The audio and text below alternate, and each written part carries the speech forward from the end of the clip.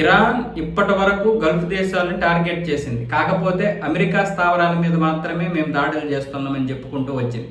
కానీ చాలా వరకు ప్రాదేశిక ప్రాంతాల మీద కూడా దాడి చేయడం వల్ల తీవ్రమైనటువంటి ఇబ్బందులు, కొంత నష్టం కూడా వచ్చాయి గల్ఫ్ దేశాలకి. కానీ ఎక్కడా కూడా ఇరాన్ మీద ప్రతిదాడి మాత్రం చేయలేదు గల్ఫ్ దేశాలు. కానీ ఇప్పుడు మళ్ళీ ఇక్కడ ప్రిన్స్ సుల్తాన్ బేస్ మీద ఎయిర్ దాడి చేయడం వల్ల, ముఖ్యంగా 3 బాలిస్టిక్ క్షిపణులు ఇరాన్ వదలడం వల్ల సౌదీ అరేబియా అయితే స్పందించింది. ఇక్కడ పేట్రియాట్, థాట్ వంటి అమెరికా డిఫెన్స్ వ్యవస్థలతో పాటు ఈ సౌదీ అరేబియా సొంతంగా తయారు చేసుకున్నటువంటి డ్రోన్ వ్యవస్థ ఏదైతే ఉందో, డ్రోన్ డిఫెన్స్ వ్యవస్థ, అది కూడా ఇప్పుడైతే యాక్టివేట్ అయ్యింది.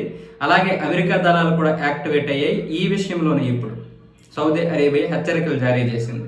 మళ్ళీ మేము రంగంలోకి దిగాల్సి వస్తుంది, మా మీద దాడి చేయకండి, మీరు చూసుకోండి అన్న విధంగా అయితే సౌదీ అరేబియా అటు ఇరాన్కి హెచ్చరిక జారీ చేసింది. కానీ ఇటు అమెరికా కూడా సపోర్ట్ చేస్తుంది. అమెరికాతో స్నేహ సంబంధాలు అయితే కొనసాగిస్తుంది.